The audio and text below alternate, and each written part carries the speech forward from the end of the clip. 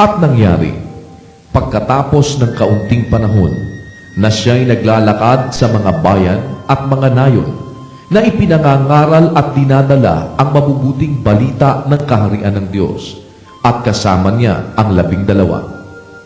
At ang ilang babae na pinagaling sa masasamang espiritu at sa mga sakit, si Maria na tinatawag na Magdalena, na sa kanya'y 7 demonyo ang nagsilabas, at si Juana na asawa ni Chuza, katiwala ni Herodes, at si Susana, at iba pang marami na ipinaglilingkod sa kanila ang kanilang tinatangkilik. At nang magkatipon ang malaking karamihang tao at ang mga mula sa bawat bayan na nagsadya sa kanya, ay nagsalita siya sa pamamagitan ng isang talinghaga. Ang mga hasik ay yumaon upang maghasik ng kanyang binhi, at sa kanyang paghahasik, ang ilan ay nangahulog sa tabi ng daan at napagyapakan, at ito'y kinain ng mga ibon sa langit. At ang iba'y nahulog sa batuhan, at pagsibol ay natuyo sapagkat walang halumigmig. At ang iba'y nahulog sa mga dawagan, at tumubong kasama ang mga dawag, at yaoy ininis. At ang iba'y nahulog sa mabuting lupa, at tumubo, at nagbunga ng tig-100. Pagkasabi niya ng mga bagay na ito, siya ay sumigaw, "Ang may mga pakinig na ipakikinig ay makinig." At tinanong siya ng kanyang mga alagad kung ano kaya ang talinghagang ito. At sinabi niya, "Sa inyo'y ipinagkaloob ang mga kaalam ng mga hiwaga ng kaharian ng Diyos. Datapwat sa mga ibay sa mga talinghaga, upang kung magsitingin ay huwag silang mga kakita, at mga karinig ay huwag silang mga kaunawa." Ito ang talinghaga. Ang binhi ay ang salita ng Diyos. At ang mga sa tabi ng daan ay ang nangakinig. Kung magkagayoy, dumarating ang diablo at inaalis ang salita sa kanilang puso, upang huwag silang magsisampalataya at mga ligtas. At ang mga sa batuhan ay yaong mga pagkarinig ay tinatanggap na may galak ang salita, at ang mga ito'y walang ugat, na sila sa sandaling panahoy nagsisisampalataya, at sa panahon ng tukso ay nagsisihiwalay.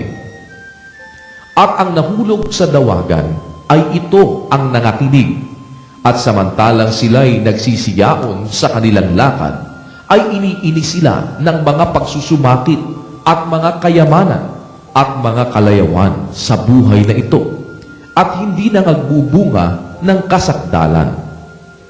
At ang sa mabuting lupa ay ang mga pusong tintiman at mabuti, na iniingatan ang salita pagkarinig, at nangagbubungang may pagtitiis.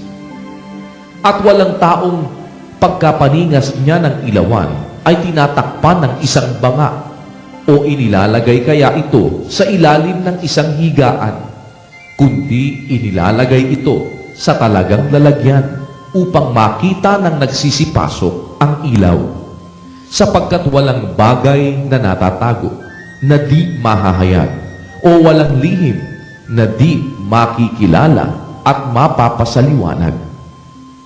Ingatan ninyo kung paano ang inyong pakikinig, sapagkat sino mang mayroon ay bibigyan, at ang sino mang wala, pati ng inaakala niyang nasa kanya, ay aalisin. At nagsiparoon sa kanya ang kanyang ina at mga kapatid, at sila'y hindi mga kalapit sa kanya dahil sa karamihan ng tao. At may nagsabi sa kanya, "Nangakatayo sa labas ang iyong ina at iyong mga kapatid, na ibig nilang makita ka." Datapwat siya'y sumagot at sinabi sa kanila, "Ang aking ina at ang aking mga kapatid ay itong nangakikinig ng salita ng Diyos at ginagawa." Nangyari nga sa mga araw na yaon, na siya'y lumulan sa isang daong, siya at ang kanyang mga alagad, at sinabi niya sa kanila, Magsitawid tayo sa kabilang ibayo ng dagat-dagatan. At sila'y nagsitulak. Datapwat samantalang sila'y nangaglalayag, siya'y nakatulog, at bumugso ang isang unos ng hangin sa dagat-dagatan, at sila'y nangatitigib ng tubig, at nangasa kapanganiban. At sila'y nangagsilapit sa kanya, at siya'y ginising, na nangagsasabi, Guro, Guro, tayo'y mga mamatay. At siya'y gumising, at sinaway ang hangin, at ang galit ng tubig, at nangagsitigil, at humusay ang panahon. At sinabi niya sa kanila, Saan naroon ang inyong pananampalataya? At palibhasa'y nangatakot sila'y nagsipang gilalas, na sinasabi ng isa sa iba, Sino nga ito, na siya'y naguutos maging sa hangin at sa tubig, at siya'y tinatalima nila? At sila'y nagsidating sa lupain ng mga Gadareno na nasa tapat ng Galilea. At pagkalunsad niya sa lupa, siya'y sinalubong ng isang lalaking galing sa bayan na may mga demonyo at malaong panahon na hindi siya nagdaramit at hindi tumatahan sa bahay, kundi sa mga libingan. At nang makita niya si Jesus, siya'y sumigaw at nagpatira pa sa harap niya at sinabi ng malakas na tinig, Ano ang pakialam ko sa iyo, Jesus? Ikaw na anak ng Diyos na kataas-taasan. Ipinamamanhig ko sa iyo na huwag mo akong pahirapan.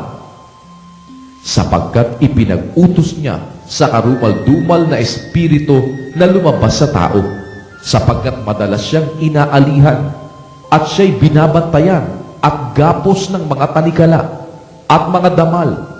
At pagka pinapatid ang gapos ay siya'y itinataboy ng demonyo sa mga ilang. At tinanong siya ni Jesus, Ano ang pangalan mo? At sinabi niya, Pulutong, sapagkat maraming demonyo ang nagsipasok sa kanya. At ipinamamanhik nila sa kanya na huwag silang paparoonin sa kalalim-laliman. Doon nga'y may isang kawan ng maraming baboy na nagsisipanginain sa bundok, at ipinamanhik nila sa kanya na pabayaang sila'y magsipasok sa mga yaon, at sila'y pinahintulutan niya. At nagsilabas ang mga demonyo sa tao, at nagsipasok sa mga baboy, at ang kawan ay napadaluhong sa bangin hanggang sa dagat-dagatan, at nangalunod. At nang makita ng nagsisipag-alaga ng mga yaon ang nangyari, ay nagsitakas at isinaysay sa bayan at sa bukid. At sila'y nagsilabas upang makita ang nangyari, at nagsilapit sila kay Jesus, at kanilang naratnan sa paanan ni Jesus ang taong nilabasan ng mga demonyo na nakaupo, may pananamit at matino ang kanyang bait, at sila'y nangatakot. At sa kanila'y isinaysay ng nangakakita kung paanong pinagaling ang inaalihan ng mga demonyo. At ipinamanhik sa kanya ng lahat ng mga tao sa palibot-libot ng lupain ng mga Gadareno na siya'y umalis sa kanila, sapagkat sila'y napipigilan ng malaking takot, at siya'y lumulat sa daong at nagbalik. Datapwat namanhik sa kanya ang taong nilabasan ng mga demonyo, na siya'y ipagsama niya. Datapwat siya'y pinaalis niya na sinasabi, Umuwi ka sa iyong bahay at ipahayag mo kung gaano kadakilang mga bagay ang ginawa ng Diyos sa iyo. At siya'y lumaon ng kaniyang lakad na ibinabalita sa buong bayan kung gaano kadakilang mga bagay ang sa kanya'y ginawa ni Jesus. At sa pagbalik ni Jesus, ay sinalubong siyang may galak ng karamihan, sapagkat hinihintay siya nilang lahat. At narito, lumapit ang isang lalaking nagngangalang Jairo, at siya'y isang pinuno sa sinagoga. At siya'y nagpatira pa sa paanan ni Jesus, at ipinamamanhik sa kanya na pumasok sa kanyang bahay. Sapagkat siya'y may isang bugtong na anak na babae, na may 12 taong gulang, at siya'y naghihingalo. Datapwat samantalang siya'y lumalakad, ay sinisiksik siya ng karamihan.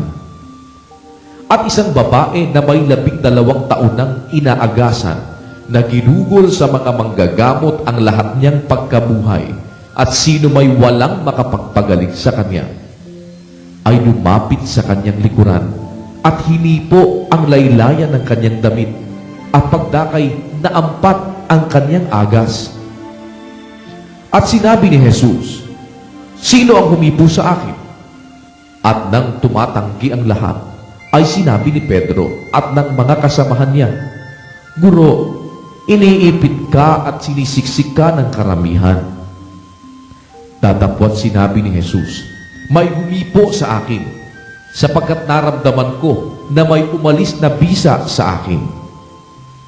At nang makita ng babae na siya'y hindi nalingid, ay lumapit siya na nangangatal at nagpatira pa sa harapan niya, na isinasaysay sa harapan ng buong bayan ang dahil kung bakit siya'y hinipo niya at kung paanong gumaling siya kapag daka. At sinabi niya sa kanya, "Anak, pinagaling ka ng iyong pananampalataya. Yumaon kang payapa."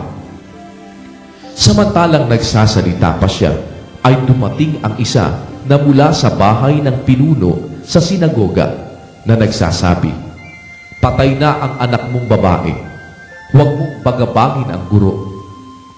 Datapot nang marinig ito ni Jesus, ay sumagot sa kanya, "Huwag kang matakot.